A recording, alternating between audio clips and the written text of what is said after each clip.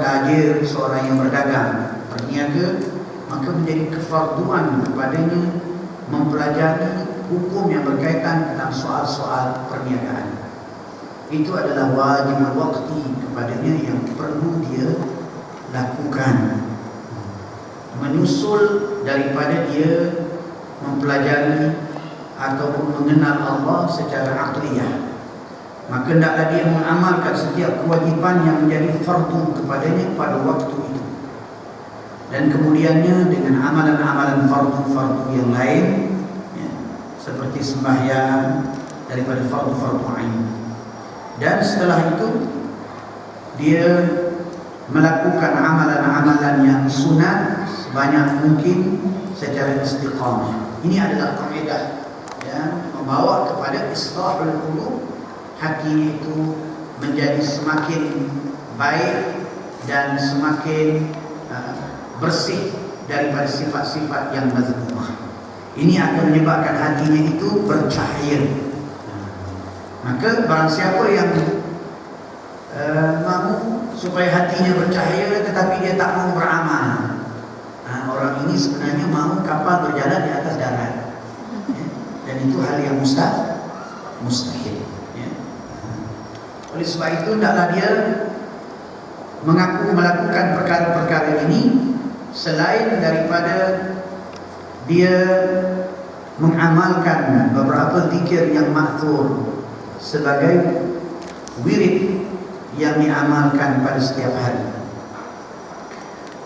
Ayuhal akhil karim, akthir minal istighfar, fa inna Rasul sallallahu alaihi wasallam yaqul, innal abda idza adnaba dhanban kanat nuqtatun sawda'u fi qalbihi. Sesungguhnya seorang hamba apabila dia melakukan suatu perbuatan dosa, maka terjadilah satu titik hitam pada hatinya. Fa in taba minha, sekiranya dia bertaubat dari perbuatan maksiat itu, saqula qalbuhu, maka ketika itu saqula qalbuhu maknanya dibersihkan hatinya daripada titik hitam. Wa in zada zada, kalau dia menambah lagi dengan perbuatan maksiat, maka bertambahlah titik hitam itu. Fadzalika qaulullah ta'ala, yang demikian itulah firman Allah Ta'ala, kalla bal rana ala qulubihim ma kanu yaksibun. Kalla bal, bahkan Allah Ta'ala menyebut sekali-kali tidak, bahkan telah pun ar-rana itu yang berkarat, ya. Di dalam terjemahannya sekali-kali tidak demikian, sebenarnya apa yang mereka selalu usahakan itu menutup hati mereka. Maka dengan sebab itu hendaklah memperbanyakkan istighfar. Dan yang keduanya, jadi kalau di kalangan ulama-ulama tasawuf, maka apabila seorang murid datang kepada mereka untuk mengislahkan hati, untuk memperbaiki diri, maka murid ini diajar supaya beristighfar sehingga 70 kali, supaya makna istighfar dan taubat itu kukuh di dalam hati. Lantas pada masa-masa akan datang, manusia tidak terlepas daripada kesilapan, hatta bila awliya sekalipun. Maka apabila dia terlaku perbuatan yang membawa kepada dosa atau qalilul adab, buruk adab terhadap Allah, maka dia sudah pun terbiasa untuk bertaubat kembali kepada Allah, terbiasa untuk beristighfar, kerana telah menjadi sifat kepada hatinya. Maka dengan sebab itu dia tidak akan dengan sebab dosa yang dilakukan itu menyimpang jauh dan akhirnya hanyut dalam gelombang maksiat. Maka cara yang dilakukan oleh ulama-ulama tasawuf, antaranya apabila datang murid kepada mereka, maka disuruh istighfar terlebih dahulu dengan bilangan yang banyak. Jadi astagfirullahaladzim sampai 70,000 kali. Kemudiannya di antara zikir-zikir yang sangat kuat pengaruhnya di dalam mencahayakan hati, yaitu bersalawat kepada Rasulullah sallallahu alaihi wasallam. Wa akthir min as-salati ala Rasulillah sallallahu alaihi wasallam fa innaha sababun nuzul rahmatillah alaik. Kerana ia adalah sebab bagi turunnya rahmat Allah ke atasmu. Mengapa? Kerana waqad qala Rasulullah sallallahu alaihi wasallam, man shalla alayya salatan sallallahu alaihi biha ashran. Barang siapa yang berselawat kepadaku sekali selawat, maka dengan selawat itu Allah Ta'ala berselawat untuknya 10 kali selawat. Jadi kalau selawat daripada Allah Subhanahu wa Ta'ala, maknanya mengeluarkan hamba itu minal zulumati ila nur, dari kegelapan yang berbagai-bagai kepada cahaya yang terang benderang. Min zulumatil jahli ila nuril ilm, min zulumatil syak ila nuril yaqin, min zulumatil i'timad ala ghairillah ila i'timad ala Allah, min anwa'il zulumat, berbagai bentuk kegelapan orang itu dikeluarkan darinya dan dimasukkan ke dalam cahaya yang terang. Maka dengan sebab salawat itu tadi, seseorang hamba itu diliputi oleh rahmat Allah Subhanahu wa Ta'ala secara berterusan. Dan ulama mengatakan bahawa salawat itu adalah merupakan iksir. Iksir iaitu kimia yang apabila diletakkan kepada batu, bertukar batu itu menjadi emas. Bila diletakkan kepada tanah pasir, bertukar menjadi emas. Ini sejenis kimia yang ditulis dalam buku-buku ahli kimia di zaman lampau. Maka di kalangan atau daripada amalan-amalan yang dilakukan, zikir-zikir yang dilantunkan, maka yang menempati seperti kimia itu, yang menukar orang yang paling rendah ke tempat yang paling tinggi, yang merupakan suatu bentuk zikir ataupun amalan seolah-olah ia merupakan jalan pintas kepada kemuliaan yang besar di sisi Allah, itulah dengan salawat. Iaitu salawat kepada Rasulullah sallallahu alaihi wasallam.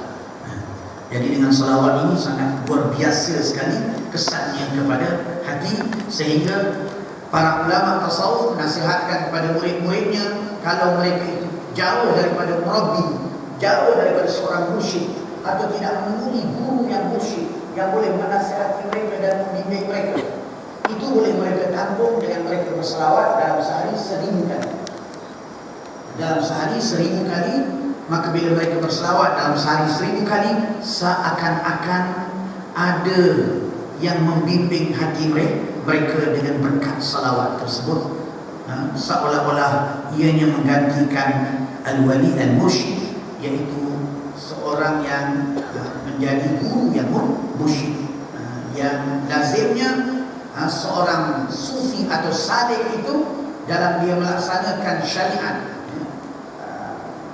dalam dia melaksanakan perintah-perintah Allah Subhanahu wa Ta'ala, ialah dengan isyraf, bimbingan dan jagaan daripada seorang guru yang mursyid, agar dalam dia beramal dengan syariat itu, maka dia beramal dengan cara yang betul dan cara yang menyebabkan dia meningkat daripada suatu peringkat keimanan kepada suatu peringkat keimanan yang seterusnya. Jadi penting selawat bagi saleh. Tak boleh tinggal istighfar, tak boleh tinggal selawat. Ini kena buat secara berterusan, ya, setiap hari. Dan kemudiannya yang ketiga, qala Allah azza wa jalla, dalil seterusnya firman Allah azza wa jalla, huwallazi yusalli 'alaikum wa malaikatuhu liyukhrijakum minadh dhulumati ilan nur.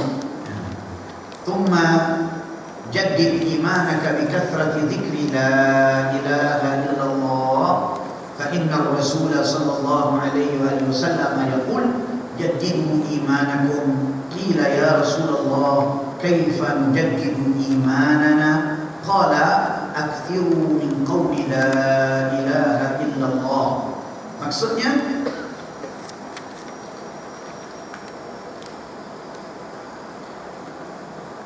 hendaklah kamu memperbaharui iman kamu.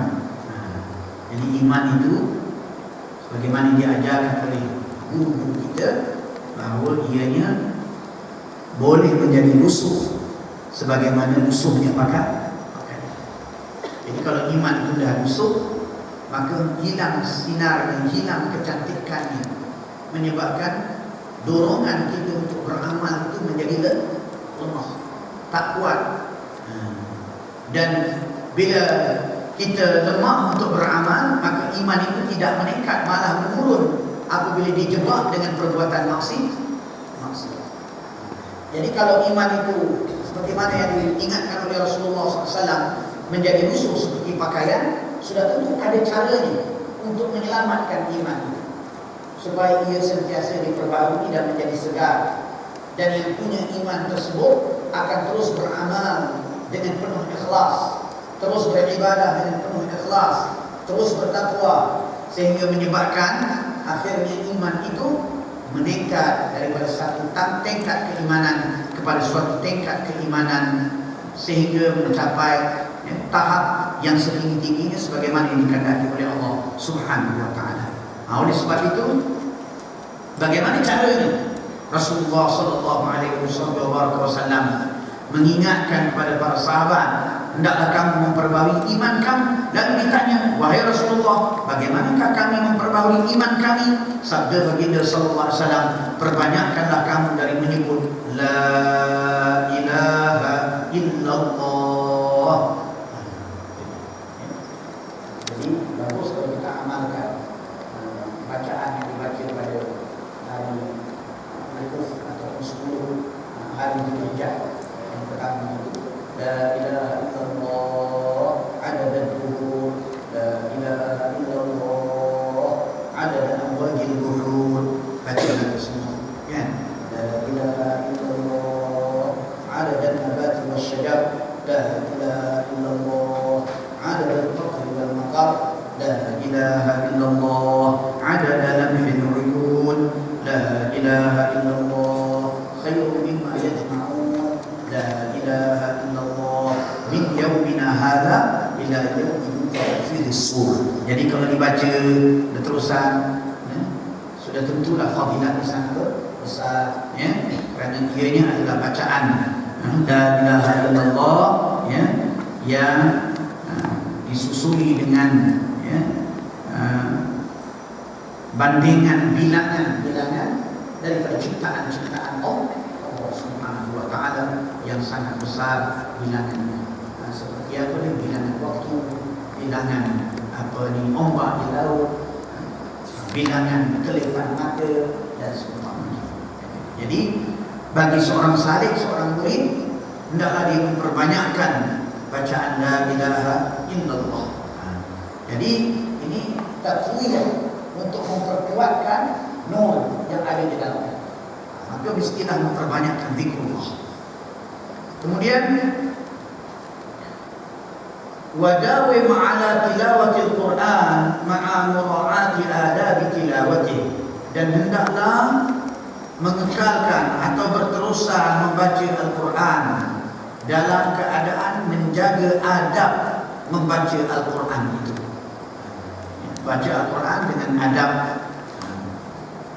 dengan wuduknya, dengan bacaan yang bertajwidnya, dan sebaik-baiknya dibaca dengan tartil, difahami dan ditekuni maknanya.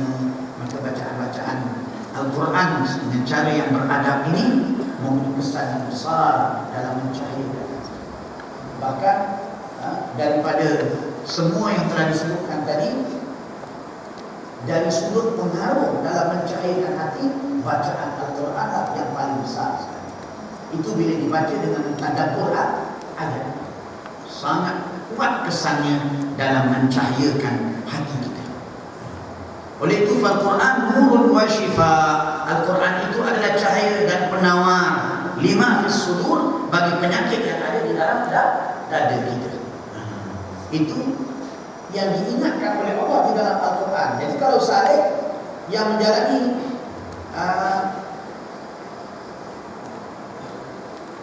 langkah-langkah ulama-ulama ataupun orang-orang tasawuf, amalan-amalan amalan yang dilakukan untuk mengislahkan hati, tapi tak baca Quran, tidak membaca la ilaha illallah, kurang salawatnya, maka seperti yang disebutkan tadi, ini salib yang demikian ini tidak akan meningkat jauh.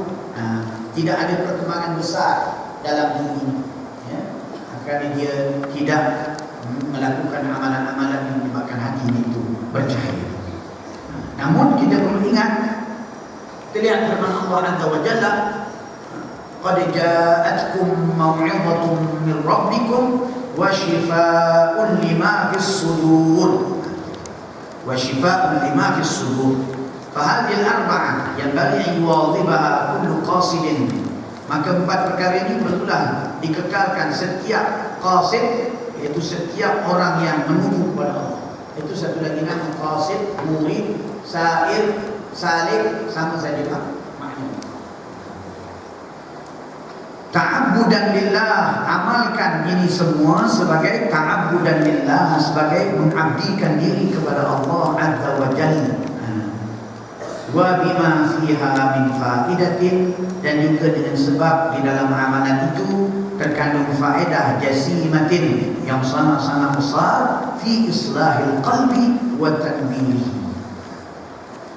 Jadi kalau murid atau salik itu lakukan apa yang disebutkan tadi, insya-Allah tabarakallah, 4 kali ini kalau dilakukan, maka dia akan terus meningkat di dalam usahanya mendekatkan diri kepada Allah Azza wa Jalla, yang menyebabkan nanti hatinya akan menjadi sangat kuat cahayanya, sehingga tersingkap makna-makna iman dan makna-makna daripada nama-nama Allah dan sifat-sifat Allah yang tertinggi dari segala perkara. Jadi bila hatinya dah bersih dan jernih, maka akan tersingkap makna-makna itu melintas di dalam hati.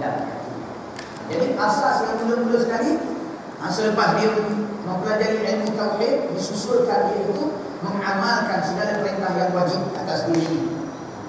Sama ada wajib waqti ataupun wajib ain, fardhu waqti ataupun fardhu ain. Dan setelah itu disusulkan dengan usaha untuk dia mengislahkan hatinya, memperbaiki hatinya, ya. Di samping beramal dengan amalan-amalan yang sunat secara istiqamah. Jadi kalau kali ini dibuat, tambah lagi dengan membaca zikir-zikir itu setiap hari, sudah tentulah dia berada di atas jalan yang betul, landasan yang betul dalam dia melalui perjalanan kepada Allah Subhanahu wa Ta'ala. Jadi 4, iaitu yang pertama ilmu, yang kedua tadi, ya, yang saya sebutkan tadi, yang kedua dari sudut ma'rifah al-ma'rifah, ya, beberapa perkara tadi. Kemudian yang ketiganya iaitu apa dia? Yang ketiganya, yang pertama ilmu, yang kedua menjaga akan apa dia? Al-ba'ith an-nurani, dengan memperkuatkannya dan juga memeliharanya, ya. Dan kemudiannya yang ketiga beramal dengan beberapa amalan, yang keempat membaca beberapa azkar. Jadi kalau kita di madrasah kali ini, alhamdulillah sudah mendapat bimbingan langsung daripada mursyid yang ada, syekh yang ada, tuan guru kita yang ada. Maka di madrasah hal ini, ya, sudah menjadi sistem dalam madrasah. Hanya perlu diikuti dan diamalkan. Maka memerlukan sidqul murid, iaitu murid-murid yang sidik, yang jujur. Jadi jangan bila diamanahkan murid tak dibaca, diamanahkan bacaan Quran tak dibaca, atau diamanahkan supaya bersemayam berjamaah tidak dihadiri. Maka murid yang sidik, yang mengikuti peraturan dalam madrasah dengan penuh ikhlas, murid ini dengan keberadaannya dalam madrasah ini menyebabkan dia akan meningkat dengan cepat dalam usahanya untuk memperbaiki hatinya dan mendekatkan diri kepada Allah. Ada madrasah-madrasah yang baik, bila kita masuk dalam madrasah itu, kita lihat wajah murid-muridnya jernih. Itu makna madrasah yang mengikut sistem yang betul dalam membersihkan hati. Dan wajah murid-muridnya jernih, Masya Allah, tabarakallah. Macam kita datang ke sini, kita datang ke pondok-pondok, kita tengok wajah masing-masing, Masya Allah, jernih, bercahaya bak bulan. Ya, kita lihat merasa tenang. Itu kerana apa? Sistem pengajian, sistem dalam madrasah itu betul. Tapi kalau dalam madrasah itu sistemnya tak betul, sebagai contohnya, pelajar-pelajar ini berikan kebebasan melihat televisyen atau kebebasan untuk menggunakan handphone. Nah, bila kita datang gelap masing-masing. Jadi tengok wajahnya, ini dah antara 6 bulan, saya tengok masih lagi mukanya macam itu juga. Mengapa?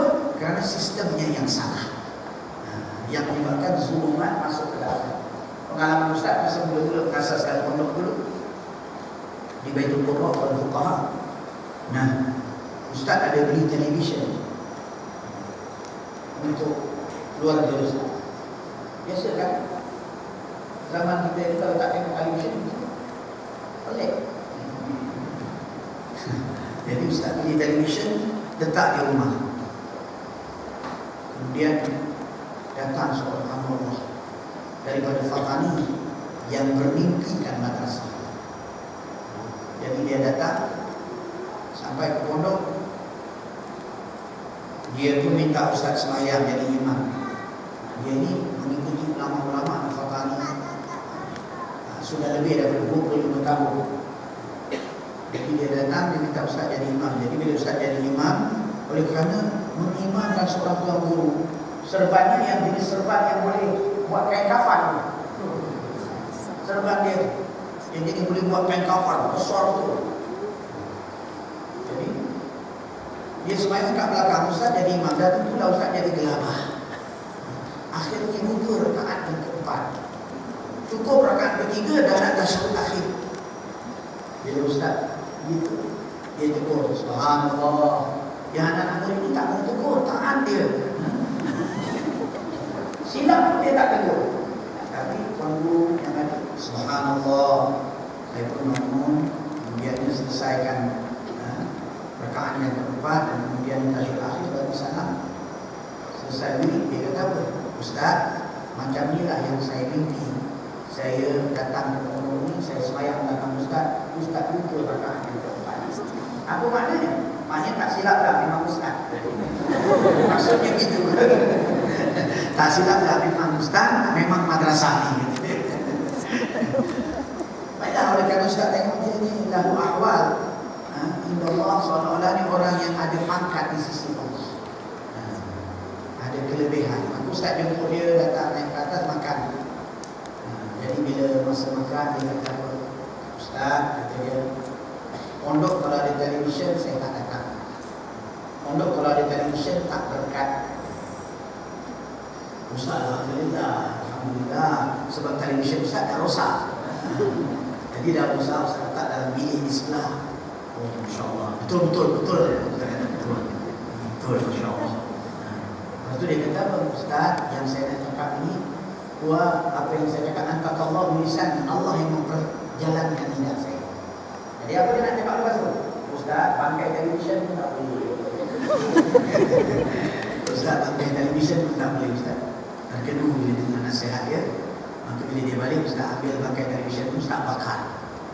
Bakar, Masya Allah, macam ada puluhan jin dalam tu. Sebab asapnya bukan main hitam.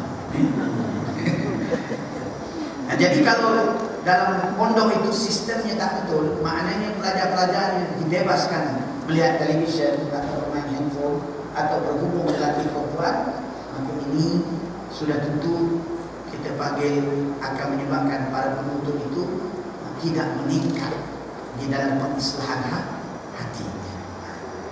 Jadi dalam hal ini alhamdulillah, ya, kalau kita lakukan perkara-perkara ini sebagaimana yang telah disistemkan dalam madrasah, maka akan melakukan peningkatan cepat pada murid. Tapi kalau kita berada di luar, maka ini tidaklah kita aplikasikan dalam keluarga kita, bersama kaum keluarga kita, dan kita amalkan.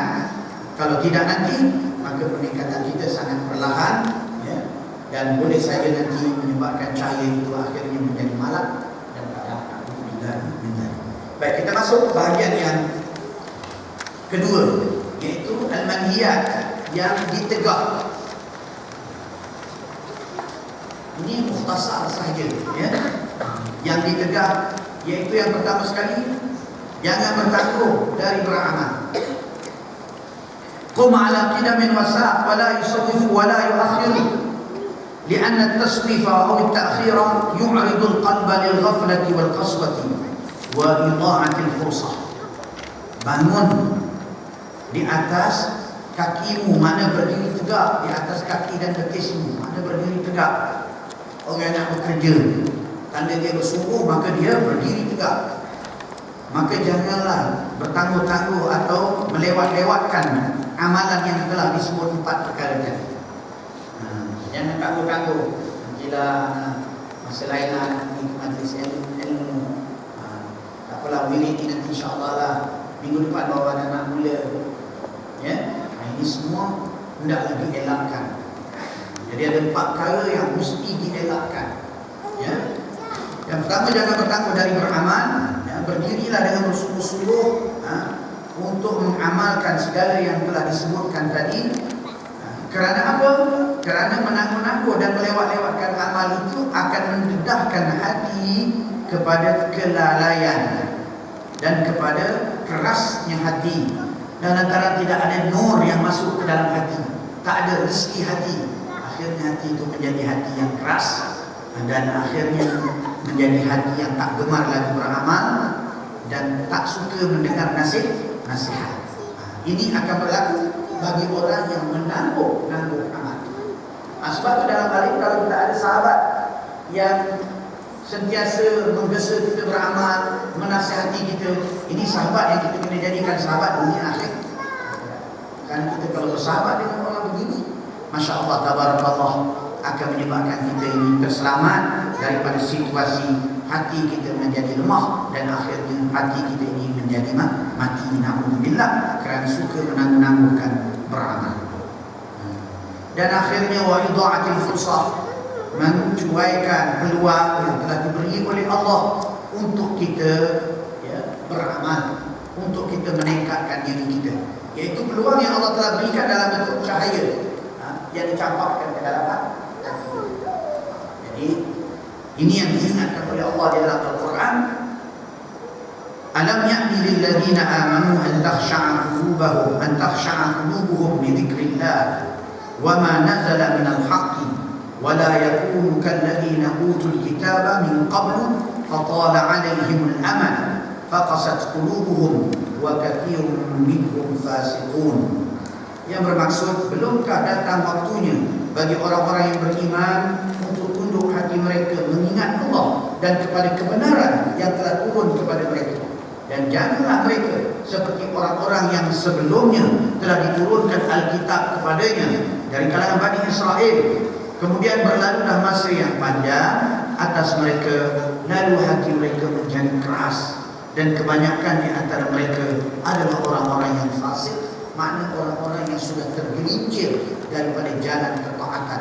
Betul-betul jalannya adalah jalan munkar dan maksiat. Sudah betul-betul bersepakai dengan perbuatan-perbuatan munkar dan maksiat, ini dia panggil fasik. Na'udzubillah. Jadi orang yang telah beriman, gelaran yang paling buruk sekali setelah itu ialah al-fusuq, iaitu fasik. Ini akibat daripada apa? Beriman tapi tidak beramal. Beriman tapi tidak mentaati perintah Allah.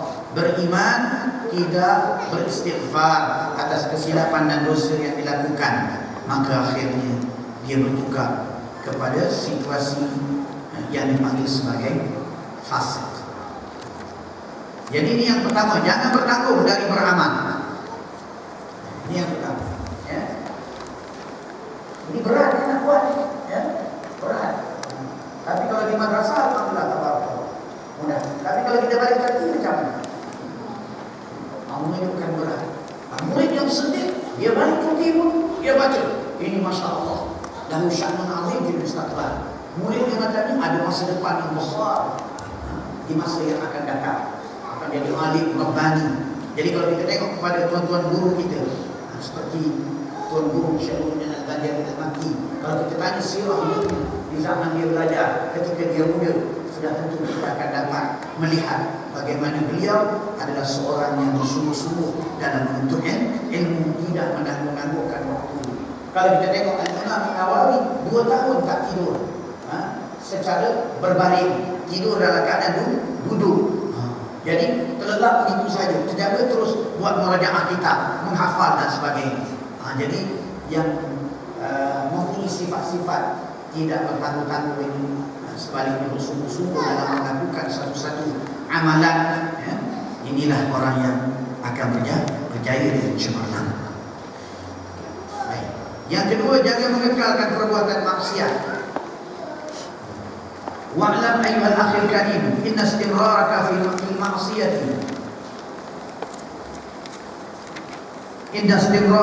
ma'siyati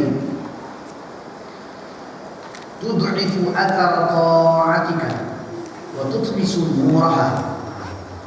Ketahuilah saudaraku yang mulia, sesungguhnya berkekalan dan berterusan engkau dalam perbuatan maksiat, dalam keadaan sudah mendapat nur, dalam keadaan sudah beramal dan mula mendekati Allah. Hal ini kalau diselang-seli dengan maksiat, maka apa yang berlaku kepada murid atau salih itu, ini akan melemahkan kesan ketaatan yang dilakukan. Jadi, jangan sembahyang berjamaah. Nah, sembahyang berjamaah, tapi lepas sembahyang berjamaah, Masya Allah, tabarakallah, sedap rasanya. Merasakan kita panggil di dalam hati kita sakinah, kedamaian. Merasakan hati kita ini tidak iktiraf, tidak berbolak-balik, tetapi tetap hati kita ini dalam keadaan yang khusyuk, dalam keadaan yang khudu. Tiba-tiba bila kita keluar daripada tempat solat, lalu kita sebagai contoh bermusuhan dengan seseorang, lalu kita keluarkan ucapan yang tak baik, hal ini akan menyebabkan menjadi berkurangannya, bahkan boleh jadi hilang kesan daripada sembahyang berjamaah. Ini hendaklah kita awas perbuatan maksiat ini, ya, akan menyebabkan seorang salih itu, ya, umpama orang yang kita panggil menenun sebuah pakaian dan kemudian setelah siap dibuka kembali, ya. Jadi tak kemana-mana orang dah bagi pimai-pimai tangguh. Jadi lepas 10 tahun kawannya dah jadi minat awliya, mendapat futuhat yang sangat banyak, tapi dia tidak. Maka antara sebabnya ialah kerana mengekalkan perbuatan maksiat itu tadi. Fal ma'siyatu ma'a ta'ati, maka maksiat yang dilakukan berserta dengan ketaatan, tamna'uka minas sayri wat taraqi, ia akan menghalang engkau daripada terus berjalan dalam perjalanan ma'rifah kepada Allah dan daripada meningkat daripada satu tingkatan iman kepada satu tingkatan iman yang berikutnya. Jadi awas buat maksiat ini, hendaklah kita berjuang habis-habisan, jangan mengulanginya lagi setelah diberi oleh Allah nur. Macam mana tadi? Atau dengan taqwiyah, memperkuatkan nur. Itu dengan memeliharanya, jangan bergaul dengan orang-orang yang tidak elok, yang akan melalaikan kita. Bahkan kata ulama, ya, sepakat di kalangan ahlullah, ya, seperti Al-Imam Ad-Dasuki, Al-Imam Al-Badawi, Al-Imam Al-Jailani, Al-Imam Ibn Arabi, Al-Imam Al-Syadili dan yang lain, semuanya sepakat seperti yang disebut oleh Al-Imam Sya'rani dalam Tabaqatul Kubra. Apa yang mereka sepakat? Bahawa mu'asyaratul akbash, mu'asyaratul akbash ahli al-adnas yurithu zulama, yurithu al-zalama fil basar wal basirah. Bahawa maksudnya menggauli, bersahabat, bertemankan orang-orang yang dipanggil ahlul adnas, mana orang-orang yang kita panggil bergelimang dengan maksiat. Ini akan mewariskan kegelapan di dalam pandangan mata kita dan juga di dalam mata hati. Ini menunjukkan bahawa bahayanya kita bersahabat dan juga dekat dengan orang-orang yang hati dihijab oleh Allah Subhanahu wa taala.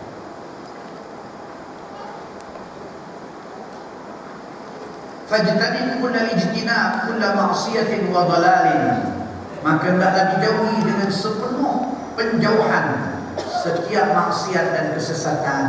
in kunta sadiqan fi iqbalika 'ala Allah 'azza wa jalla, sekiranya engkau benar-benar jujur dalam usaha mendekati Allah Azza wa Jalla. Kita perhatikan hadis Rasulullah SAW tentang bahaya yang maksiat, sangat menurunkan. Kerana ia bukan sahaja menyebabkan seorang itu kita panggil boleh jadi fasik, bahkan sampai boleh terlucut iman dan Islam daripada hati. Ini diingatkan dalam hadis Rasulullah SAW yang berbunyi, tu'radul fitan 'ala al-qulubi 'udan, dibentangkan dugaan di atas hati, udan, selembar demi selembar. Jadi hati ini, dugaan kepada hati ini tadi diletakkan di sebelah hati, macam orang yang tidur di atas tikar. Bertanda tak pada dia? Bertanda. Maka dekatnya dugaan itu tak pernah berpisah daripada hati, maka hati itu akan terkesan dan terpengaruh dengan dugaan itu. Jadi, dan ini berterusan sampai dia meninggal dunia baru berhenti. Jadi selembar demi selembar. Ini ditashbihkan seperti orang yang membuat tikar. Jadi bila buat tikar, dihulurkan kepada yang menenun tikar ini tadi, akan kita panggil kayu untuk dia nak kita panggil jalin sehingga terbentuk tikar. Dia tak akan berhenti diberikan atau dihulurkan kayu itu sehingga selesai. Jadi bagi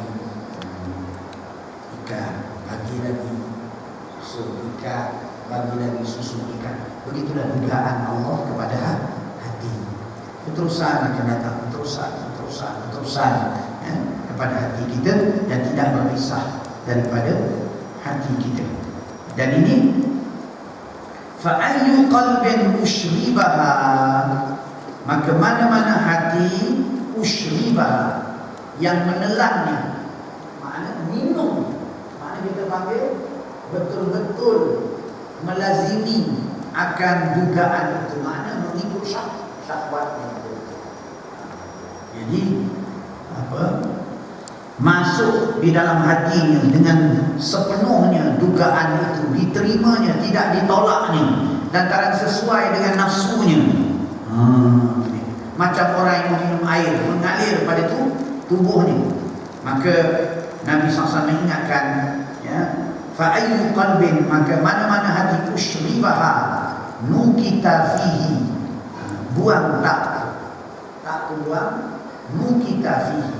Jadi di dalam yang Ustaz catat ini ada tak nukita daripada sebuah kitab, tapi bila Ustaz merojok balik di dalam kitab hadis, maka didapati bahawa dalam riwayat yang Ustaz rojok itu tidak ada tak, ya, tetapi sekadar nukita, ya. Nukita fihi nuktatun sauda'u, dititikkan padanya itu satu titik yang hitam. Macam tu.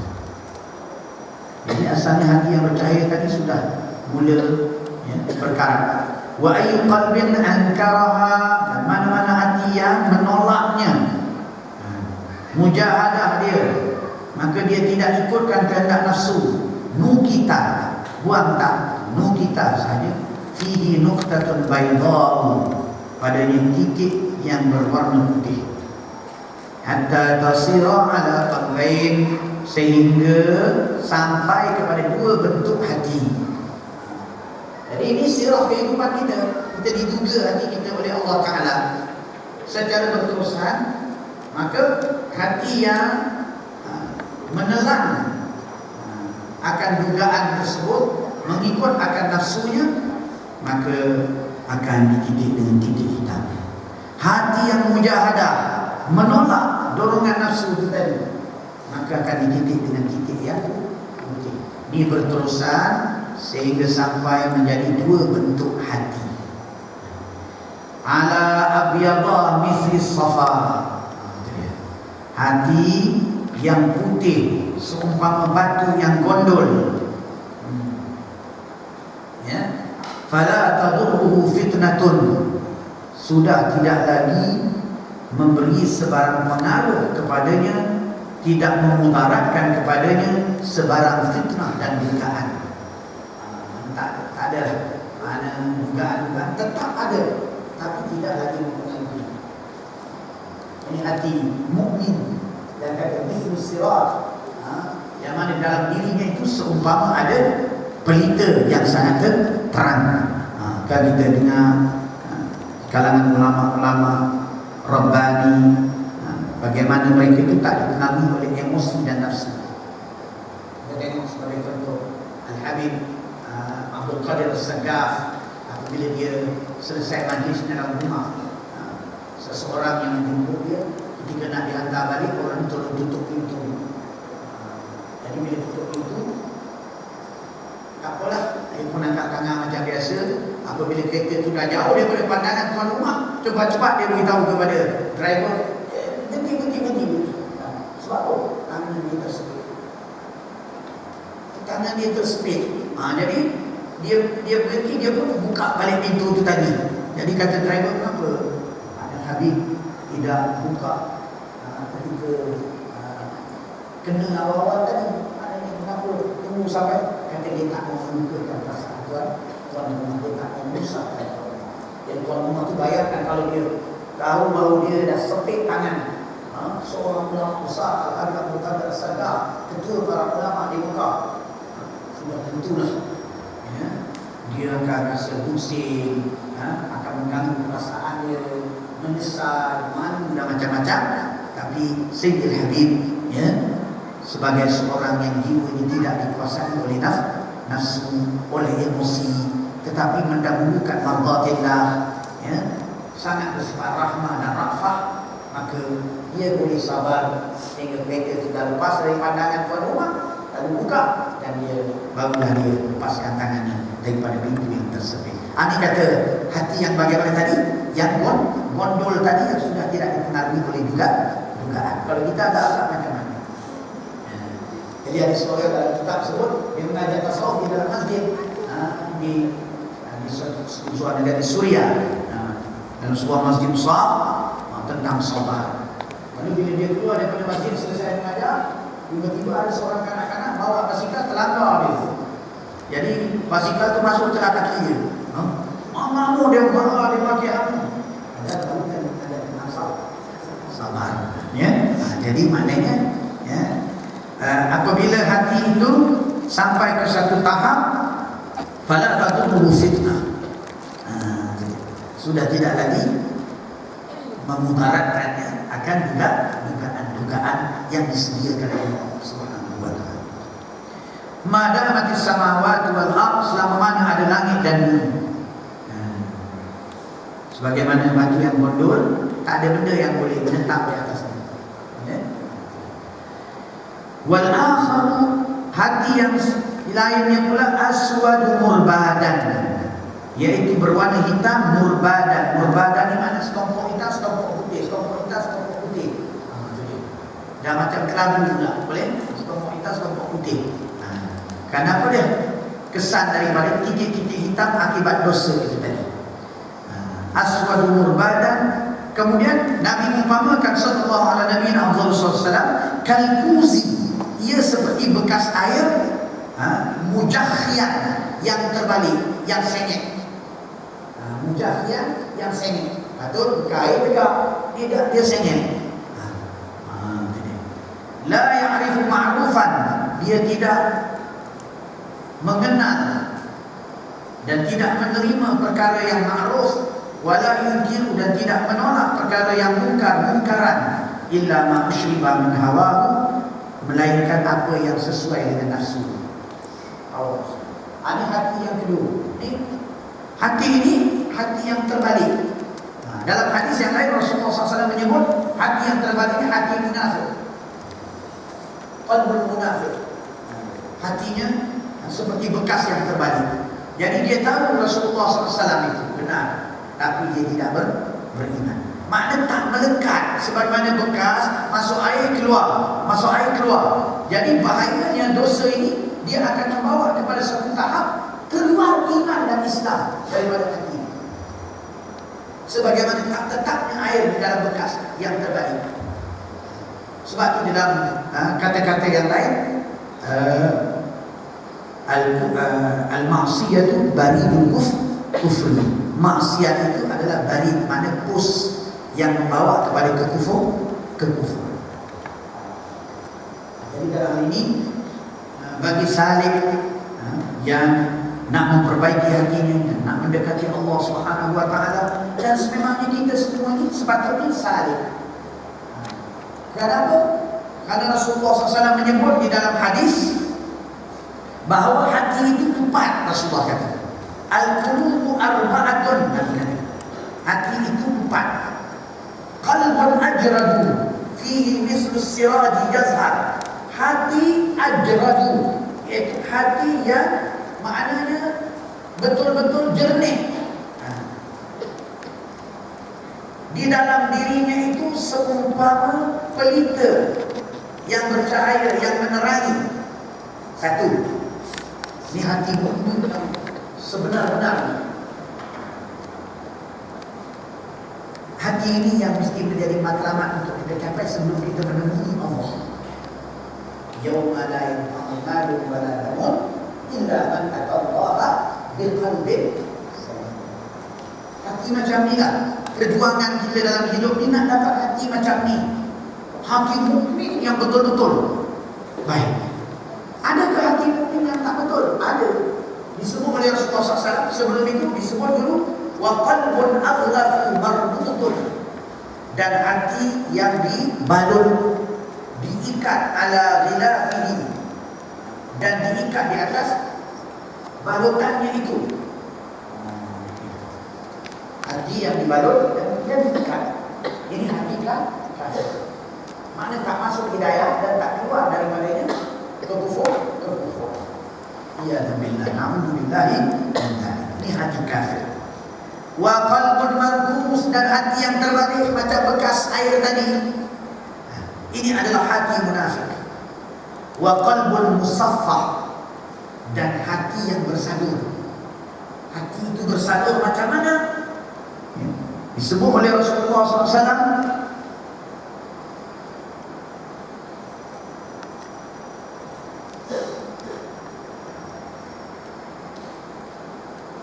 hati yang bersatu ini, yaitu apa dia? Saya baca dulu hadisnya. Fa'ammal qalbul ajradu, adapun hati yang jernih itu tadi, faqalbul mu'min, adalah hati mu'min, sirajuhu fihi nuruhu. Itu dia. Maka pelita di dalam hati itu, di dalam dirinya itu adalah cahayanya. Wa ammal qalbul aghlaf faqalbul kafir, adapun hati yang dibalut itu adalah hati kafir. Wa ammal qalbul manqus, adapun hati yang terbalik, faqalbul munafiq, adalah hati munafik. Arafa thumma ankara, dia mengetahui yang benar kemudian dia mengingkari. Wa ammal qalbul musaffa, yang ini, adapun hati yang bersadur, faqalbun fihi imanun wa nifaq, ialah hati yang ada iman dan ada nifaq. Maksud nifaq ini bukan nifaq yang membatalkan iman, ya. Jadi ini nifaq, ada riya, ada sifat mazmumah. Ini semua adalah merupakan sifat munafikin. Jadi ada iman, ada nifaq. Famathalul iman fihi, maka seumpama iman pada hati ini, kamathalil baqlah, seumpama sayuran yang hijau. Yamudduhal ma'u tayyib, yang mana memanjangkan dan memanjangkan hayatnya, menyegarkan akan sayuran yang hijau ini oleh air yang elok. Jadi air yang elok ini menyebabkan sayuran ini segar. Wa mathaluhu, adapun perumpamaan bagi nifaq, fihi kamathalil qarh, seperti luka, yamutuhal qayy, yang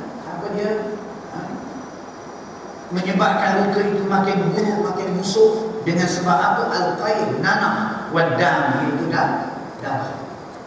Jadi diumpamakan dosa dan maksiat itu umpama nanah dan darah yang menyebabkan luka makin besar, makin membusuk.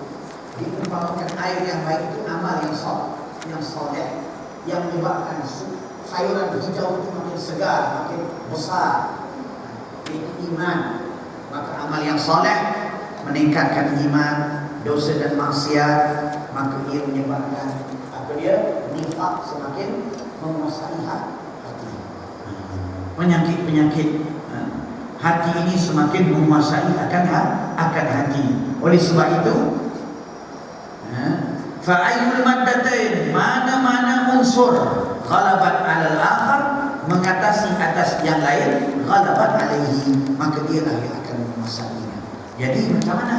Maka sekiranya unsur nifak itu yang paling kuat dalam hatinya, sebab dosa dan maksiat, nanti lama-lama hati itu menjadi hati munafik. Sekiranya hati itu unsur iman yang menguasainya dengan amal yang soleh, maka akhirnya akan menjadi hatimu mukmin. Jadi dalam hal ini kita sebagai seorang mukmin, sayruna ilallah, perjalanan kita kepada Allah Subhanahu wa taala itu tak dapat tidak mesti melibatkan islahul qulub, memperbaiki hati. Daripada hati yang musaffah, yang ada iman dan ada nifaq, ada penyakit-penyakit, kepada hati qalbun ajrad, hati yang jernih. Ini adalah merupakan sifat kebanyakan manusia. Jadi dalam hal ini memerlukan kepada mujahadah yang berterusan sehingga sampai kepada peringkat hati yang jernih, hati yang bersih. Maka di dalam kita berusaha untuk membersihkan hati dan mendekati Allah, jangan sekali-kali kita mengekalkan perbuatan maksiat.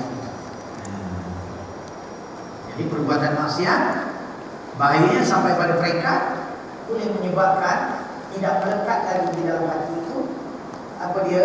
Iman dan Islam. Na'udzubillahi min dzalik. Kesan maksiat kepada saleh kita, apabila kita buat maksiat ada hukumannya. Banyak sekali hukumannya, cuma kita yang tak perasan. Kadang-kadang menyebabkan rezeki, kadang-kadang menyebabkan daya faham kita terhadap ilmu menjadi tumpul, kadang-kadang menyebabkan lahir kebencian orang kepada kita, dan lahir kebencian kenderaan-kenderaan atau tunggangan kenderaan yang kita naik, kalau kuda dan sebagainya, maka dia akan menzahirkan kebencian kepada kita dan menjadi sempitnya rezeki. Nah, berlaku kepada seorang sahabat, yaitu Sayyidina Imran bin Husain rahimahullah radhiyallahu ta'ala anhu. Sayyidina Imran bin Husain radhiyallahu ta'ala anhu. Jadi ketika dia sakit, hebatnya pangkat dia sehingga malaikat menyampaikan salam kepada dia. Tiba-tiba suatu hari dia menggunakan al-kaid, yaitu besi yang dipanaskan. Satu jenis perbuatan Arab, besi yang dipanas, maka panas, kemudian diletakkan di tempat yang sakit. Dia buat perbuatan itu dalam keadaan ada tegahan daripada Rasulullah sallallahu alaihi wasallam. Maka kesan daripada perbuatan itu tadi, mungkin agaknya terlalu sakit menyebabkan dia bertindak begitu. Kesannya fafaqadat taslim, berhenti ucapan salam malaikat kepada dia. Ini kesan daripada perbuatan dosa dan maksiat. Berhenti sehingga sampai dia menyesal, dia bertaubat, dan ilahi, kembali semula salam malaikat kepada dia. Jadi ini sahabat besar radhiyallahu ta'ala anhu, dihukum dengan sebab maksiat atau kesilapan. Maka kita apatah lagi sebagai seorang salik, sebagai seorang murid, maka bila kita mengekalkan dengan perbuatan maksiat dan dosa, maka ini sudah tentu memberi kesan yang besar yang menyebabkan kita lambat Jadi sebagai seorang yang murid saleh, hendaklah meninggalkan maksiat dengan bersungguh-sungguh. Jadi yang pertama, jangan bertakwa dari beramal. Yang kedua, jangan melakukan maksiat. Yang ketiga, Ustaz tak sebut di sini, tapi dalam cetakan yang lain, dalam cetakan yang lain ada disebut, iaitu apa dia? Jauhi berbalah-balah dan berbantah-bantah. Jauhi berbalah-balah dan berbantah-bantah, ya. La tatanaza'u fi surah. Jangan kamu berbantah-bantah pada rupa ibadat. Wa anta 'anil ma'na ghafilun, sedangkan kamu daripada makna ibadat itu cuai dan lalai. Contoh, apa dia? Ibadat anak lagi banyak, ibadat kita tak banyak. Masalahnya walaupun ibadatnya tak banyak, tapi tak khusyuk. Walaupun ibadatnya kurang, tapi ikhlas lillah. Jadi jangan berbantah pada rupa ibadat dalam keadaan mengabaikan makna daripada ibadat itu, yaitu ta'abbud kepada Allah. Jangan berbalah, jangan berbantah. Bal tatasabaqu fil makna, bahkan dalam kamu berlumba-lumba dalam mencapai makna ibadat dengan ikhlasnya, dengan sempurna hukum dan syaratnya. Wa anta fi surati muti'un, dan kamu di dalam melaksanakan rukun ibadat itu mentaati akan suruhan Allah. Ya. Wantabih ayyuhal akhil karim, awas, waspada wahai saudaraku yang mulia, ila qauli Rasulullah sallallahu alaihi wasallam, kepada perkataan sabdaan Rasulullah sallallahu alaihi wasallam. Aku Nabi kata, ma dhalla qaumun ba'da an hadahu, tidak jadi sesat suatu kumpulan manusia ba'da an hadahumullah, setelah Allah memberi hidayah kepada mereka, illa utul jannah, jaga baik-baik, melainkan orang yang diberi pula kebolehan untuk berbantah. Jadi bila kita berbantah, kita berbahas, kita berselisih, maka ini mengumpulkan sifat-sifat mazmumah di dalam hati. Sifat kibir, takabur, sifat riya, sifat kita panggil ta'ali, meninggikan diri di atas manusia. Jadi sifat-sifat ini dari sumber dengan sebab suka berbantah-bantah dan berdebat, dan akhirnya menjadi orang yang iltiraf, terpedaya dengan kebolehannya dalam berbantah, tetapi amalannya tidak meningkat pada sedikit. Ini bahaya yang berlaku kepada orang yang diberi kebolehan suka berbalah, suka berbahas, suka berbantah, suka berlawan cakap. Dia panggil adu asah, saling mengasah, saling mengasah, kita panggil menajamkan perselisih. Jadi elakkan, kerana apabila kita telah mendapat hidayah dan bimbingan Allah, antara sebab yang tidaknya balik ialah kerana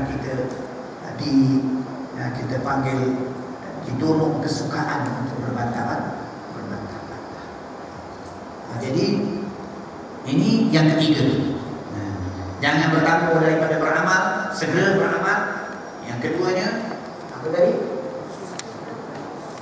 Jangan meninggalkan maksiat. Yang ketiga, jangan berbantah-bantah. Ustaz sebut balik, la tatanaza'u fi surati wa anta 'anil ma'na ghafilun, bal tatasabaqu fil ma'na wa anta fi surati muti'un.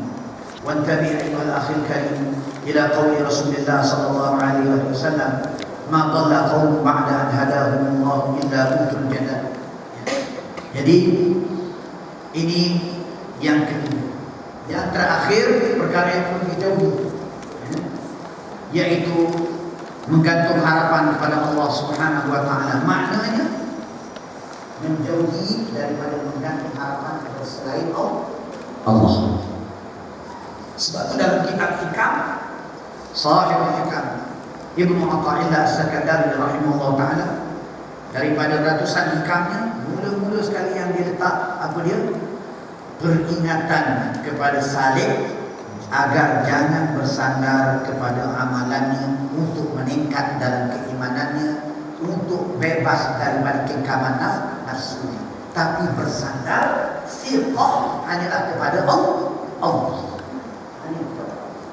Beramal adalah merupakan kewajipannya, adalah merupakan tuntutan daripada Allah Subhanahu wa taala. Tetapi yang akan menyebabkan dia bebas dari kekaman nafsunya, yang menyebabkan dia meningkat dalam perjalanan makrifahnya kepada Allah, itu semata-mata dengan kemauan dan kehendak Allah. Dia faham? Ya? Oleh sebab itu diingat oleh sahibul hikam, alamatul i'timadi 'ala al-amal, tanda orang itu bersandar pada amalnya, nuqsanur raja'i, mengurangkan harapannya kepada Allah, inda wujudiz zalal, ketika berlakunya kegelinciran ataupun terjebak di dalam kemungkaran dan maksiat. Jadi tanda orang yang dia ini bukan bersandar pada Allah, bukan berpegang pada Allah, bukan berharap pada Allah, tetapi kagum dengan amalannya, memandang amalannya seolah-olahnya mampu untuk meletakkan dia pada tahap sebagaimana yang dicapai oleh para awliya dan siddiqin dengan amalannya. Tandanya apa? Bila dia terlibat dalam dosa dan maksiat, siqahnya kepada Allah menjadi lemah, harapannya kepada Allah menjadi lemah.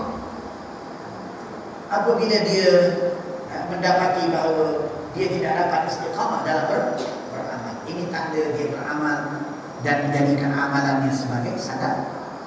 Dan ini adalah merupakan suku adab yang sangat besar kepada salih.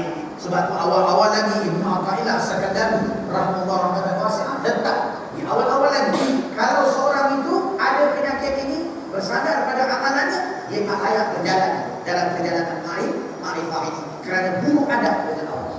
Yang menjadi teman kepada dia dalam perjalanan ma'rifah itu ialah Allah yang akan membimbing, memberi isyarat kepada dia, memberikan teguran kepada dia, memberikan balasan kepada dia, tunjukkan kepada dia bila dia beramal. Tetapi kalau dia buruk adab dengan Allah, maka dia tidak layak untuk melalui perjalanan as-sayr ila Allah. Sebab tu awal-awal lagi diingatkan, jangan bersandar kepada amalan, tapi hendaklah kita bersandar kepada Allah, siqah dengan Allah Subhanahu wa taala. Nah, orang yang bersandar pada amal ni lah, kita tengok jadi apa. Contoh Mak Rempit, bila dia bertaubat kerana dalam satu majlis dia dengar satu tazkirah yang sangat berkesan, dia bertaubat. Maka selepas itu dia tinggalkan Rempit dan dia pergi ke surau, pergi mengaji. Tapi keterusan akhirnya selepas 4 bulan kita tengok dah tak ada. Lepas tu kita jumpa tengok rambutnya panjang semua, dah merempit kembali. Lalu kita tanya, kenapa yang dia buat macam ni? Sebab apa yang kita tak datang masjid, tak datang surau? Apa dia jawab? Dia kata, anak bukan malaikat, Syekh. Anak bukan malaikat. Anak jadi soleh terusan tak mampu. Apa makna itu? Jawapan dari orang yang sandarannya kepada amal. Maka bila dia tidak boleh meninggalkan amal yang soleh, dia mudah putus asa. Maka dia kata, anak bukan malaikat. Memang dia bukan malaikat pun, ya. Memang dia bukan malaikat pun, ya. Maka dia menggambarkan bahawa dia kecewa, tak mampu untuk beristiqamah. Lantaran itu dia mengambil jalan meninggalkan perjuangan melawan nafsu. Ini kesan bersandar kepada amalan dalam permulaan perjalanan untuk mendekati Allah dan memperbaiki hati. Dan banyak contoh-contoh ini boleh kita lihat, ya. Jadi orang yang bersandar kepada amalannya, maka orang ini akan melahirkan penyakit ghurur dan kagum dengan amalan yang dia lakukan, ya. Na'udzubillah min dzalik. Oleh itu, fa'mal wa'bud rabbaka bitashmir, maka beramallah dan sembahlah Tuhanmu bitashmir, dengan menyingsing lengan, dengan bersungguh-sungguh, buat betul-betul dengan istiqamah. Dia tak perlu buat sungguh-sungguh itu banyak. Buat sungguh-sungguh itu ialah apa dia? Berterusan. Jadi kalau ente kata dalam sehari 100, nah Nak istiqamah itu susah. Dalam sehari 100 tu. Jadi besok 100. Tapi kalau datang masa sakit, ketika itu diuji kita. Adakah kita betul-betul sedih dalam beramal? Maka kita pun buat juga. Itu orang yang ada sifat sedih. Maka kadang-kadang dalam keadaan di mana kita sibuk, tetamu yang datang, kawan-kawan yang datang, akhirnya menyebabkan masa itu kita melunaskan 100 kali salawat itu tak tercapai. Melainkan perlu memakan waktu rehat dan waktu tidur. Lalu kita tak tidur, kita habiskan dulu. Ini amalan yang begini. Maknanya hendaklah menjadi sifat kepada salikin, kepada murid, yaitu beramal dengan bersungguh-sungguh bitashmil, dengan makna amal yang istiqamah. Haitsu akhadta kullal asbab, sekira-kira kamu mengambil semua sabab-musabab, tuqarribuka ila Allah azza wa jalla, yang boleh mendekatkan engkau kepada Allah azza wa jalla. Wabta'atta kulla maksiatin, dan sekira-kira engkau menjauhi semua maksiat, wa dhalalin, dan kesesatan, hatta ta'ibta wa saqimta wa sya'arta bid-dha'fi fi inqadhi nafsika, dalam melepaskan dirimu daripada cengkaman nafsu, wa tarakta nazar, dan kau tinggalkan menilik, ila amalika, kepada amalanmu dengan tilikan yang kagum, li syukurika, lantaran perasaanmu, an adam faidatihi, bahawa tiada faedahnya lagi amalan itu untuk melepaskan engkau daripada cengkaman nafsu. Wa takhallaita min al-i'timad, dengan sebab itu engkau mula berlepas diri daripada bersandar ala nafsika, kepada dirimu dan kepada amalmu. Fatawajjahta bidzalika, maka engkau pun mulalah menghalakan ila Allah, kepada Allah azza wa jalla, kullat tawajjuh, dengan sepenuh tawajjuh. Waftaqarta ilaihi kullal iftiqar, dan engkau betul-betul bergantung kepadanya, berhajat kepadanya dengan sepenuh pergantungan dan hajat. Wadum ala zalikal hal, berteruslah dalam keadaan itu, hatta wasalta ila babil ittirar, sehingga engkau mencapai kepada babil ittirar, iaitu pintu yang dipanggil pintu dalam keadaan yang engkau sentiasa terdesak. Walinkisar, yaitu putus harapan terhadap makhluk, hanya mengharapkan terhadap Allah. Ini gambaran dipanggil muqaddimah seseorang itu, ya, di dalam dia berjalan kepada Allah Subhanahu wa taala, membuang pergantungan kepada diri dan bergantung kepada Allah. Macam mana dia nak sampai ke tahap itu? Dia tak boleh dengan cakap, tetapi dengan beramal. Tapi bila beramal, akhir basyariyah itu ghalabat alaih, sifatnya sebagai manusia mengalahkan. Dia beramal bukan maksiat lagi. Beramal bukan maksiat lagi. Akhir macam mana? Murid yang sedih, yang betul-betul nak meninggalkan maksiat, maka dia tidak akan mengalah.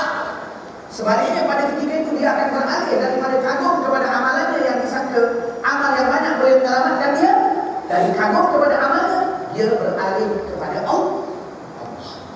Memohon sepenuhnya kepada Allah, menangis dia kepada Allah, ya Allah bantu aku, ya Allah tolong aku, ya Allah, aku sendiri tak boleh lagi menyelamatkan diriku, tak ada yang boleh menyelamatkan diriku, amalanku yang begini banyak tak boleh menyelamatkan diriku. Aku dah beramal 100,000 aku baca subhanallah, tapi aku masih mengulangi maksiat.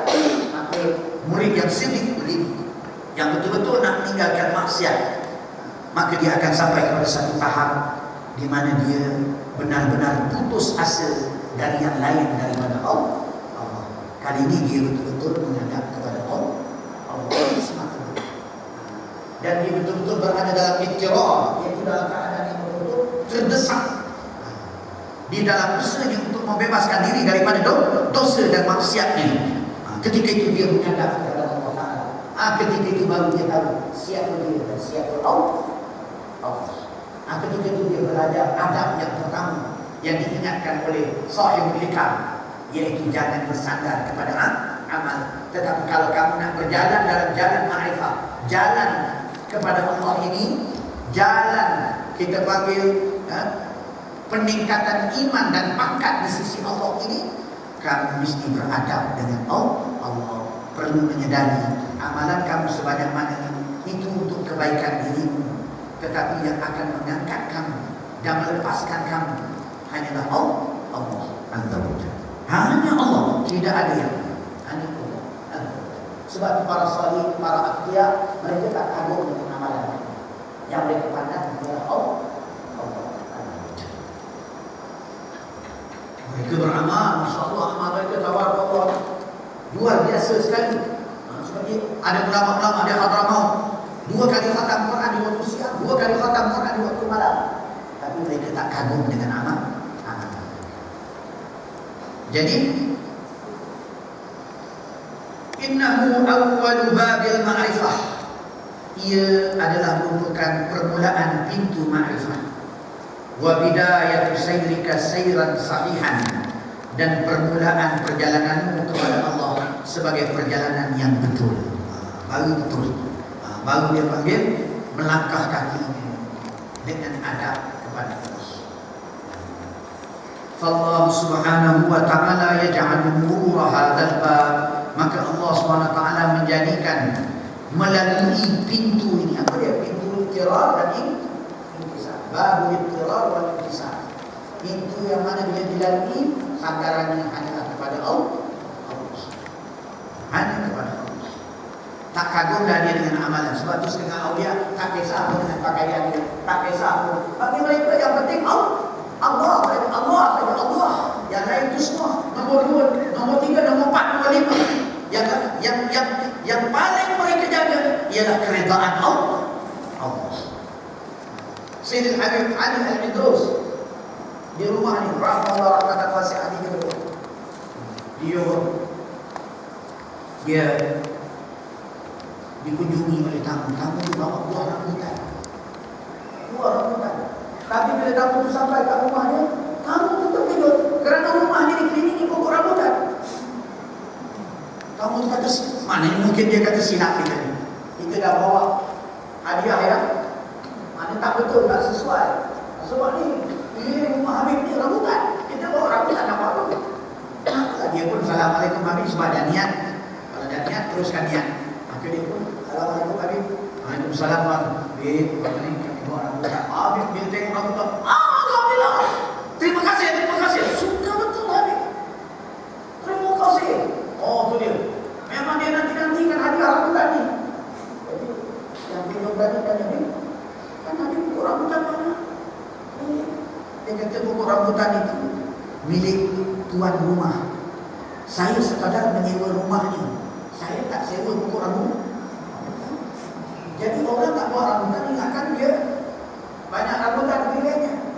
Ini nak beritahu bagaimana seorang ahlullah minal awliya, bagaimana dia jaga ridha Allah itu tadi. Sehingga walaupun kalau kita fikirkan kalau dah sewa, tentulah tuan rumah kan makanlah ya, buah rambutan, tapi dia nak jaga betul, maka dia tak makan. Ini orang-orang ahlullah yang paling mereka jaga hanyalah Allah, ridha Allah. Jadi ini adab yang pertama. Untuk sampai ke tahap yang demikian, sudah tentulah dia kena mengetahui bahawa sesungguhnya yang boleh menyelamatkan hanyalah Allah Azza wa Jalla. Oleh itu, Allah Subhanahu wa ta'ala yaj'alu nura hadzal bab syaratan laka wa likulli qasidin mithlik liyu'arrifaka walikulli qasidin mithluka liyu'arrifaka, untuk nak memperkenalkan kepadamu. Jadi Allah jadikan melalui pintu ini sebagai syarat bagi kamu dan bagi setiap murid dan qasid yang menuju Allah seperti kamu. Liyu'arrifaka, untuk Allah memperkenalkan kepada engkau awalan, mula-mula, man huwa, siapa Allah, wa man anta, dan siapa kamu di sebalik amalmu yang banyak, siapa kamu, apatah lagi di sebalik dosa yang banyak. Fahuwal aliyyul qadir, Allah itulah yang tertinggi dari segala kekurangan, yang maha berkuasa berbuat segala sesuatu. Wa anta 'abdun dzalil, dan engkau pula sebenarnya hamba yang serba hina dan kurang. La tastati' an tunqidha nafsaka, engkau sendiri tak mampu untuk menyelamatkan dirimu, mimma karihta, daripada apa yang kau benci. Fabihi, maka dengan itu ta'arrafta ala maqsudika, engkau mula mengenal akan maksudmu, iaitu Allah, akan tujuan, iaitu Allah. Kenal Allah. Aku hebat macam mana pun tak ada, aku tak ada apa-apa. La haula wala quwwata illa billah. Baik, maknanya tak mungkin akan dapat dirasai melainkan oleh murid yang sedih, yang betul-betul jujur fi iradatihi, dalam keinginan untuk mendekati Allah dengan meninggalkan kebiasaannya yang buruk. Kalau murid itu tak sedih, dia tak akan sampai ke peringkat. Dia tak akan sampai melihat Allah saja yang menjadi teman yang akan menyelamatkan. Bahkan dia akan terus terpedaya dengan amalannya. Jadi sedih adalah perkara yang sangat asas dan mesti bagi seseorang itu dalam usahanya untuk mengislahkan hatinya dan mendekatkan dirinya kepada Allah Ta'ala. Sebab itu disebut apa dia? Ma'an Nabi minan nabiyyin was-siddiqin, daripada kalangan para anbiya was-siddiqin. Disebut siddiqin sirah mubalaghah, iaitu sangat-sangat bersifat benar. Bukan was-sadiqin, tapi was-siddiqin, ya.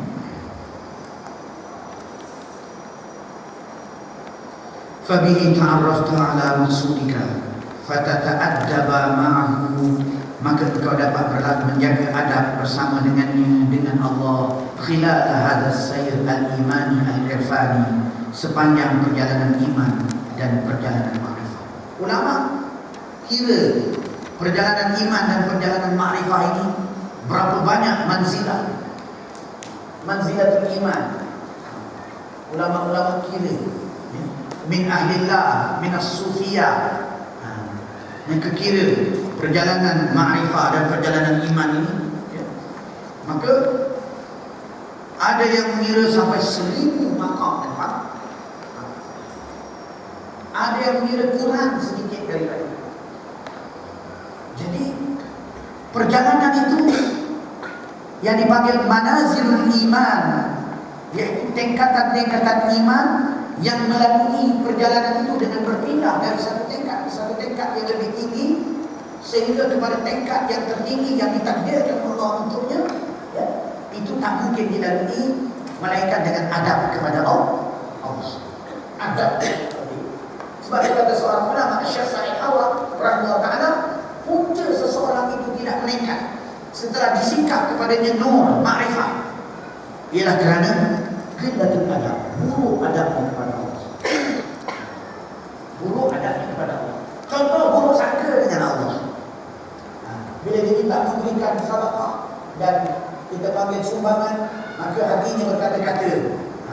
Contoh sumbangan ni kalau dibagi, nanti menyebabkan apa dia, susu anak tak dapat beli, dan kena potong beberapa bajet. Ini bagi orang biasa tak apa. Tapi bagi orang yang telah diberikan makrifah, sudah tersikap kepadanya kebesaran dan keagungan Allah dari sisi tertentu, tiba-tiba dia bersikap begitu, ini dia panggil su'ul adab, buruk adab. Maka dengan sebab su'ul adab itu tadi menyebabkan dia tidak meningkat. Yang kedua kata ulama, iaitu kurang ibadatnya, kurang amal solehnya, malas dia dalam beribadah, malas membaca Aurat, malas bertahajud, malas berdoa, malas dia. Maka dengan sebab malas itu tadi, walaupun dia sudah diberi makrifah oleh Allah, menurut qadar yang tertentu, dia tidak meningkat dan peningkatan itu lambat. Oleh sebab itu, persoalan adab dalam perjalanan iman dan ma'rifah ini adalah perkara yang sangat penting, ya. Dan adab itu tak akan tersikap melainkan ambab sedih, iaitu sifat yang jujur dan sedih, dan sifat jujur dan sedih itu tadi akan membawa kepada bab cerah wal. Jadi InsyaAllah kita cuba sedaya upaya kita, ya, untuk kita menjadi orang yang siddiqin, ya, orang yang dapat beradab dengan adab yang tinggi kepada Allah Subhanahu wa taala, sehingga diangkat daripada suatu manzilah, suatu pangkat keimanan pada suatu pangkat keimanan yang seterusnya. Kemudian, fa kaifa yumkinu an yadkhula majlis al-malik? Bagaimana mungkin untuk masuk ke dalam majlis raja? Man la adaba lahu, orang yang tiada adab. Macam mana nak masuk dalam majlis raja-raja orang yang tak ada protokol? Protokol tentu dia tak gunakan. Kalau pakaian, istilah pakaian baju Melayu, tiba-tiba dia datang dengan pakaian kerja itu, sudah tentu tak digunakan. Itu raja di dunia. Maka kalau dengan Allah lebih-lebih lagi perlu menjaga adab terhadap Allah. Oleh itu, bagaimana mungkin akan dapat masuk majlis raja orang yang tiada adab padanya? Wa kaifa yata'addab, dan bagaimana pula dia nak beradab, haqqal adab, dengan adab yang sungguh-sungguh. Man la ya'rifu qadra rabbih wa malikih, orang yang tidak mengetahui akan qadar keagungan Tuhannya dan pemilik. Jadi macam mana nak berjalan kepada Allah? Macam mana nak jadi ahli istiqamah? Macam mana nak meningkat iman? Kalau awal-awal lagi dia bersandar pada amalannya, bukan bersandar pada Allah. Itu qillatul adab, qalilul adab kepada Allah. Oleh sebab itu, seorang yang nak berjalan kepada Allah Ta'ala diingatkan kepada mereka agar jangan bersandar, melainkan thiqah hanyalah kepada Allah Subhanahu wa taala. Orang macam ni tengok apa yang berlaku kepada anak muda yang dia beribadah, kemudian didatangi oleh wanita yang gelita, lalu dia terjebak di dalam zina sehingga dia pengsan. Bila dia pengsan, dia terjaga, datang orang miskin minta bantuan mereka. Ayah dia sudah berzina, sedangkan bertahun-tahun dia ahli ibadah, terkenal, sangat dihormati. Tiba-tiba dia berzina sehingga pengsan, dan kemudiannya bila dia terjaga, macam mana keadaan diri bila datang orang yang salah, tengok firqah dia kepada Allah tidak pernah putus, maka dia bagikan 3 keping rotinya kepada orang yang minta salat. Masih lagi dia itu beramal soleh, tak putus asa, masih lagi ada rajak kepada Allah, pengharapan kepada Allah. Maka dia bagi roti 3 keping itu tadi, lalu wanita diambil roti itu tadi, dan disebut di dalam buku kitab guru kita semua, Syekh Muhammad Al-Badari hafizahullah ta'ala wa arda, dalam buku kitabnya La Tahqiranna bil Ma'ruf, jangan perkecilkan perkara yang ma'ruf walaupun sedikit, jangan perkecilkan. Maka dengan sebab sedekahnya tadi, di hari akhirat dia diampunkan oleh Allah. Kerana adabnya dengan Allah. Nah, dia kalah kepada nafsunya, tapi adabnya masih bertahan terhadap Allah Azza wa Jalla. Dia tidak buruk sangka. Dia tak kata, kalau aku dah bersedekah, aku dah ada faedah, sudah pergilah, aku dah buat dosa, aku memang habis. Tidak. Sebaliknya, walaupun dia berbuat dosa, dia masih lagi berusaha beramal soleh. Jadi beradab kepada Allah Subhanahu wa taala itu adalah sangat-sangat asas daruri dalam perjalanan kita kepada Allah. Habis ya, 4 perkara yang kita kena elakkan, ya, iaitu yang pertama sekali, ya, jangan bertangguh dalam beramal. Yang kedua, jangan juga terbantah-bantah. Yang ketiga, jangan meninggalkan maksiat. Yang keempat, jangan bersandar kepada amal. Ini 4 perkara jangan dibuat dalam usaha kita nak jadi talib yang punya pangkat yang tinggi di sisi Allah, menjadi maksud Allah yang dibuka kepada kita, futuhatul arifin, pembukaan yang diberi oleh Allah kepada orang-orang yang mengenal Allah dan mengenal Allah. Kita kan nak jadi macam Imam Nawawi, masa zaman dia belajar lagi, sudah diberi kepada dia tanda-tanda bahawa dia orang yang dicintai Allah, sehingga dia boleh tayyib daripada tempatnya di Syria, di Syam, dia boleh mengerjakan umrah di Makkah, dengan dia berjalan beberapa langkah dia sampai ke Mekah, bertawaf di Ka'bah. Itu zaman dia sebagai talibul ilm. Jadi kan kita nak jadi begitu. Maka masa kita ada di madrasah ini peluang untuk kita rebut kemudahan sistem yang ada dan hampir dengan murabbi yang rabbani, dengan murabbi yang rabbani dari kalangan orang yang punya ahwal yang tinggi di sisi Allah seperti Tuhan. Dan ini peluang ketika kita berada di madrasah. Sebab itu elakkan dalam proses peningkatan diri kita itu 4 perkara.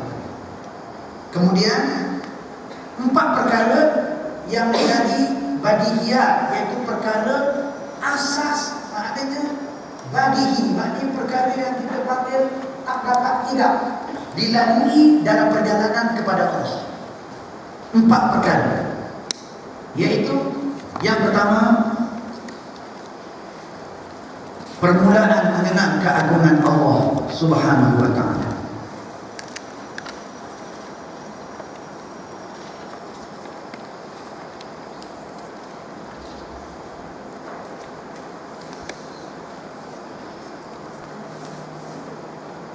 Ustaz cuba ringkaskan ini. Kita habiskan 4 ini, jadi habis untuk hari ini. Ya. Satu sesi 4. Nanti besok tinggal lagi 2 sesi.